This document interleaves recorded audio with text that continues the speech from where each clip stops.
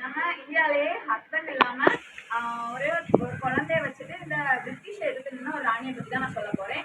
அவங்க யாருன்னு அவங்க எல்லாருக்குமே தெரிஞ்சவங்க தான். உங்களுக்கு யாராவது கெஸ்ட் இருக்கா? யாருன்ட்டு அவங்க வந்து யாருன்னா வேலு நாச்சியார். நான் வேலு நாச்சியாரை பத்தி தான் பேச போறேன். அவங்க வந்து யாருமே இந்த ஒரு பெண்ணாட்டு ஒரு பிரிட்டிஷ் எதிர்த்து நின்னாங்க. இவங்க வந்து ஒரு ராஜாக்க ராணிக்கும் சிவகங்கை சமஸ்தானத்துல வந்து பிறந்தாங்க. இவங்களோட அப்பா வந்து இவங்களை வந்து ரொம்ப ட்ரெயின் பண்ணாங்க. ஒரு பையனுக்கு எவ்வளோ இதெல்லாம் என்ன இதெல்லாம் கற்றுக் கொடுக்க முடியுமோ அந்த அளவுக்கு இவங்க வந்து ட்ரெயின் பண்ணாங்க.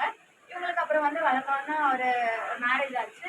அப்புறம் அவங்க வந்து அவங்களோட லைஃப் நல்லா போயிட்டு இருந்தாங்க. அப்புறம் வந்து ஒரு ஒரு பெண் குழந்தை பிறந்துச்சு. அதுக்கப்புறம் அந்த டைம்ல தான் நம்ம இந்தியா வந்து பிரிட்டிஷ் வந்து அந்த டைம் தான் வந்தாங்க இங்க. அப்போ அவங்க வந்து வணிகத்துக்காக முதல்ல வந்ததான் சொன்னாங்க. அதுக்கப்புறம் தான் போக போக தான் எல்லாருக்குமே தெரிஞ்சது இவங்க வணிகத்துக்காக வரல, மொத்தம் இந்தியாவுமே இவங்க வந்து ஆக்கிரமிப்பு பண்ணணும்னு சொல்லி வந்தாங்க அப்படின்ட்டு. இவங்களுக்கு தெரிஞ்சோடனே இங்க எல்லாருக்குமே ரொம்ப பெரிய ஷாக் ஆயிடுச்சு. அதுக்கப்புறம் வந்து இவங்களை எப்படியாவது எதிர்க்கணும் அப்படின்னு சொல்லி ட்ரை பண்ணும்போது இவங்களால முடியலை. ஒன்று இவங்களோட வேலுநாச்சியாரோட ஹஸ்பண்டை இவங்க வந்து எல்லா இடத்தையும் ஆக்கிரமிச்சிட்டாங்க. அதுக்கப்புறம் வேலுநாச்சியாரோட ஹஸ்பண்டை வந்து இவங்க வந்து வீழ்த்தணும் அப்படின்னு நினைக்கும் போது அவங்களால முடியலை. 10 ஆண்டுகளாட்டு அவங்க வந்து ட்ரை பண்ணிட்டு இருந்தப்போ 1772ஆம் ஆண்டு தான் இவங்க வந்து அவங்கள வீழ்த்தி இந்த சிவகங்கை சமஸ்தானத்தை வந்து கைப்பற்றினாங்க.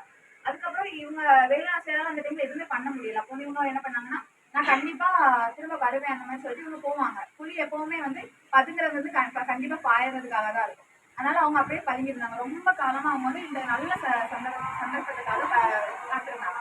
அப்போ வந்து இவங்க வந்து நிறைய பேரோட சப்போர்ட்டை கேட்டாங்க. அப்போ வந்து இந்த மருது சகோதரர்கள் இவங்களோட சப்போர்ட்டால நிறைய கூட்டம் நிறைய பேரை சேர்த்து ஒரு பெரிய குழுவாட்டி இவங்க வந்து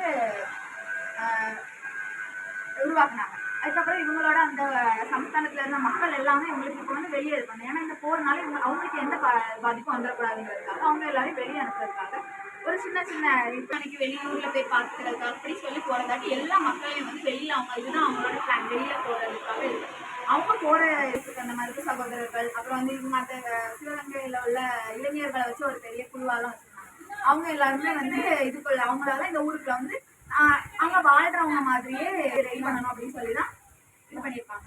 அப்புறம் அதே போல இவங்க நினைச்ச மாதிரியே எல்லாருமே வந்தாங்க. அது வந்து ஒரு வாரத்துல ஒரு மாசத்துல எல்லாம் இந்த விஷயம் நடக்கல. இது வந்து 6 மாசமாட்டு அவங்க வந்து இந்த வேலையை பண்ணி எல்லாருமே இந்த ஊருக்கு வந்துட்டாங்க. அதுக்கப்புறம் கடைசியில ஒரு நாள் முடிவெடுத்து அந்த பிரிட்டிஷர் இந்த இவங்க வந்து சகோதரர்கள் ஹைதர் அலி அப்புறம் இவங்க வேலுநாச்சியார் இவங்க 3 பேரும் சேர்ந்து அந்த பிரிட்டிஷ் எல்லாம் எதிர்த்தாங்க. இவங்க வந்து பிரிட்டிஷ் எதிர்த்து நின்று இந்த வெற்றி பெற்ற முதல் இந்தியாவில் உள்ள முதல் பெண்மணியும் வேலுநாச்சியார். இவங்க பிரிட்டிஷ் எதிர்த்து அவங்களெல்லாம் வந்து இவங்களோட